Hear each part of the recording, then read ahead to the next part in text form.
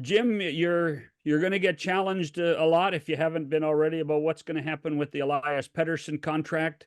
I know he's a restricted free agent after next year, but is there any urgency in doing anything with Elias as soon as you can?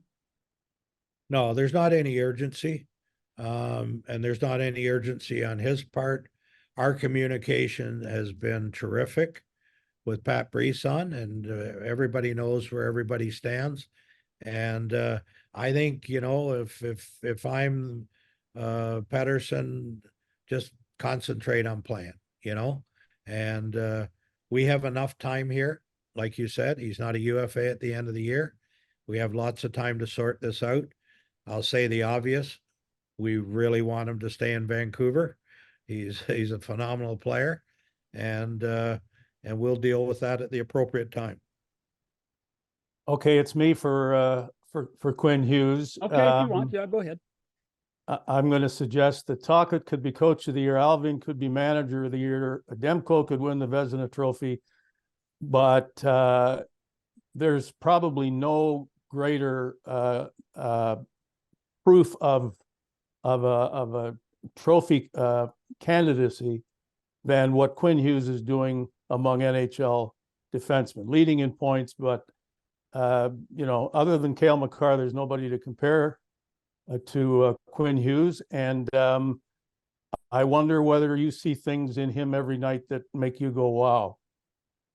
Yeah, as you know, Dave, I've been around a long time, seen a lot of great defensemen, but he's right up there with them. He can change a game at any time, and the way he can skate and read the game, it's really benefited him for us having the system we have where we're going north-south. It's benefited him having Hronek as a defense partner, but he's the guy getting the job done. And I'm not sure there's any other player in the league that does more for their team than Quinn Hughes does. And that also starts with him being captain of the team, his leadership and what he's doing in that area, off the ice, in the room, and then on the ice. He's just such a special player, and it makes my job fun because you see a lot of games over the years, but when you come to the rink and you see a number of these guys we talk about, but especially Quinn Hughes play defense, it's fun to watch every game. You were sorry, you were in your 70s, Jim. So am I, so I can mention that. And I'm a lot closer to 80 than you are, but anyway, you had won the Stanley Cup 3 times. Why take the Vancouver job? It's the challenge. It was, I was going to retire after I finished in Carolina. And then I ended up going to Pittsburgh. I said, yeah, I'll go there for a couple of years. I went for 7 years. It was really special for me, the fact that Francesco Aquilini came to my house.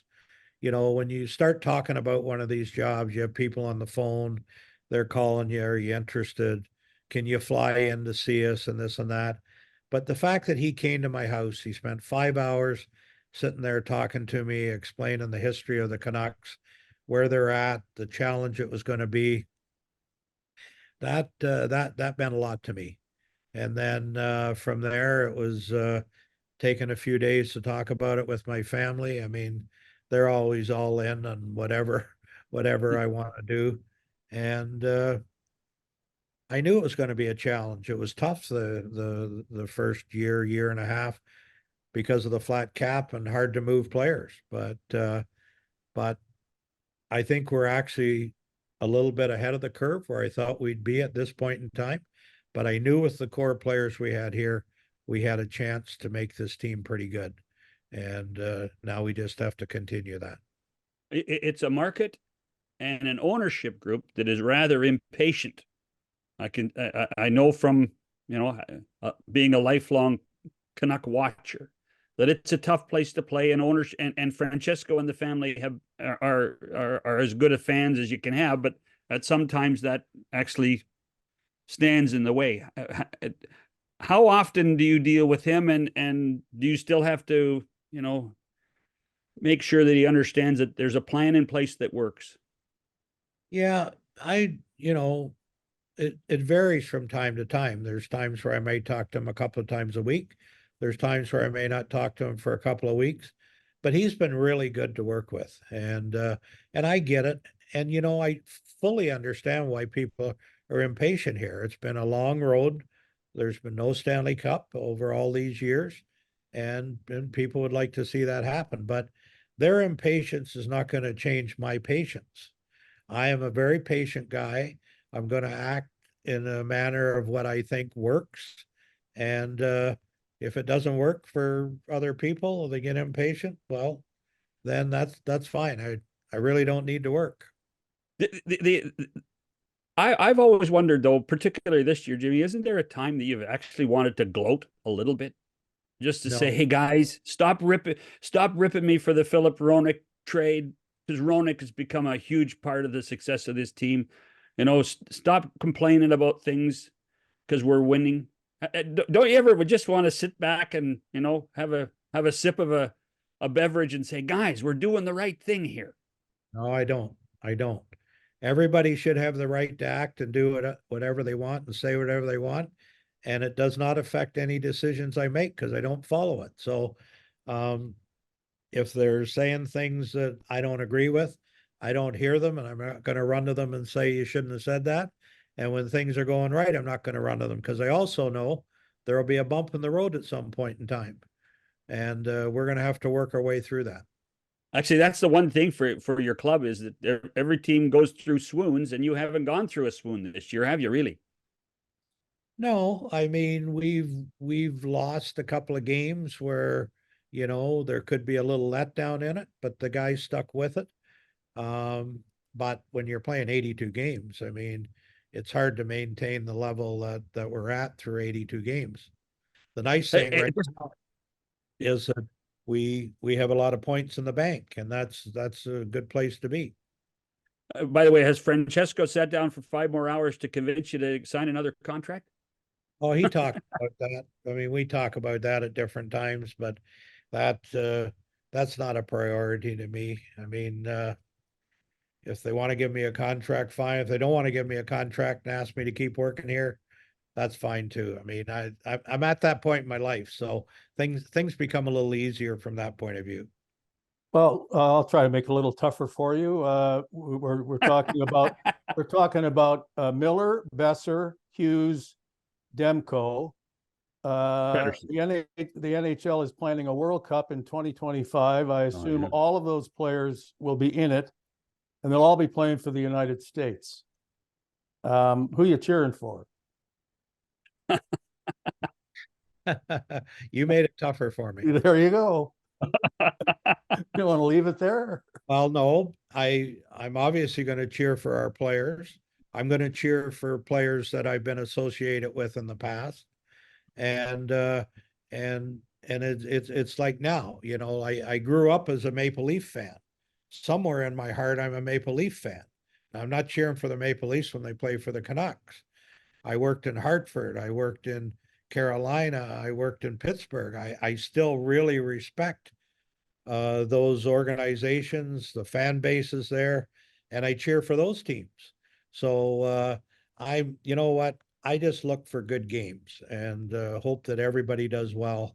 But I especially support the players that I've been associated with. That's a diplomatic answer. I'm going to use our ages, not yours, John. Thank you, Dave. John's older than we are. Hey, hold on now. Jimmy, some days I feel it. Well, you have no idea how you're going to feel, John. Just wait. Well, that does change the subject. I was planning to do it differently, but Jim, you'll know where I'm going with this. But the best junior hockey team I ever saw featured Gilbert Perreault, Mark Tardif, Ray Jean Houle, and lots of others.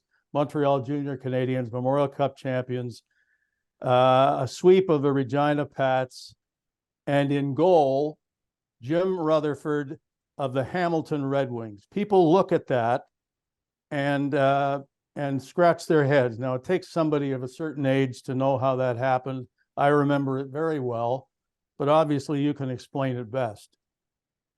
Well, yeah, you'll probably get a little more than you're expecting here because, well, Montreal played in the OHL at that time, and the winner of the OHL, it was different for the Memorial Cup then. It wasn't a tournament; it was a best of 7, and so the winner of the OHL then played the winner of the Quebec League in a best of 7, and whoever won Ontario could pick up a goalie. And at that time, I hadn't played, I believe, for 5 weeks.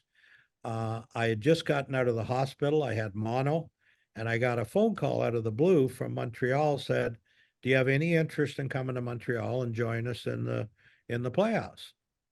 How are you feeling?" And I said, "Oh, I'm fine," but I'm not sure I was totally healed. Uh, and they said, "Well, we want you to come tomorrow." And so I went there. I practiced a couple of days with the Black Aces of the NHL Montreal Canadiens. And then that night, the Junior Canadiens lost in the Forum to Sorel, lost at home. And then they said, "Are you ready to play?" I said, "I guess." And so then I started playing and played the rest of the games from then on. And we swept Sorel at that point and then swept Regina. But it was just a different format then. It was a best of 7 where a winner between Ontario and Quebec then played the winner of the Western Hockey League, and they could pick up a goalie, and I was the fortunate one.